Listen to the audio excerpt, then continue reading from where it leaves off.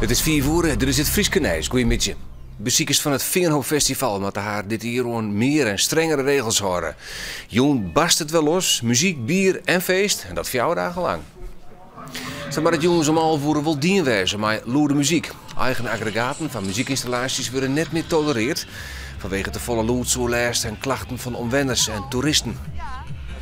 Nou ja, ik bedoel, van de Hindoe had natuurlijk de situatie dat mensen niet maar worden komen om een feestje te vieren. En dat gaat hier hartstikke goed.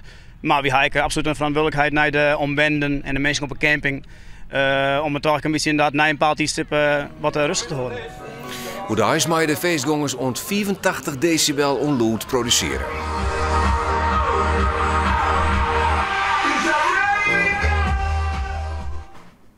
De hertafdeling van het ziekenhuis de Sionsberg in Dokkum gaat voor 4 weken dicht. In die tijd wil het ziekenhuis de afdeling op water brengen. Kwartlienkundigen de inspectie voor de volksgezondheid om het ziekenhuis extra in de gaten te houden, omdat de afdeling cardiologie net onder de eerste voldieren. De Sionsberg wil dat nog verbeteren en zal ik naar de cardiologen zijn.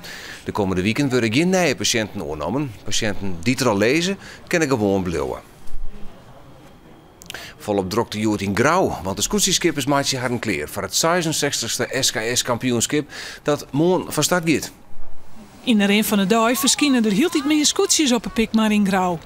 Bemanningsleden binnen het waande maar de laatste tarierings, want morgen barst de strijd los. 4 scootjes zullen de komende weken om het SKS-kampioenschip. De organisatie verwacht het heel wat publiek, want via internet is er al een soort belangstelling voor. Ook de skippers kunnen net wachten om los te gaan. Maar nou ook zo 4 weken. Het is het voorseizoen weer lang. Het is vrij let het zien dit hier. En ik ben nou maar het voor mij wil wezen. Er is nu ook een applicatie voor de iPhone maken dat allerhande informatie over het kampioenschip op te vinden is. De politie zet dit hier voor het eerst een buurtpolitie in op het wetter. Die politieman volgt de komende weekend verschillende wettersportevenementen, zoals de scootjesielen en de Snitswieken. Hij onderhoudt contacten met de wettersporters en feestende jeugd, maar ik met havenmasters, tafersjoghouders, bregen en sloeswachters en campinghouders in wettersportplakken. Ze kunnen mogelijke probleem betiet ompakt worden, verwacht de politie. En hier naar de grote brand bij de Goederenbank Ljouwert is onder de Oud-Deelstritten in Ljouwert het snijonderkom openen. 2 etages vol geworden, stiet klaar om verkocht te worden. Eltsenien kan bij de Goederenbank zijn lietse prijzen wat keerpje. Als de neet heel hoog is, als bij schuldsaneringssituaties, dan gelden zelfs die lege prijzen net. Een Fries ondernemer heeft van de week een jeep die het jeder van Prins Bernhard wie kocht. Dat had het hier op een veiling in Maarsum.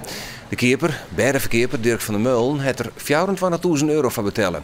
Het gaat om een originele jeep in 1945. Van der Meulen is lid van de club van eigenaars van voertuigen uit de Tweede Wereldoorlog, Keep Them Rolling.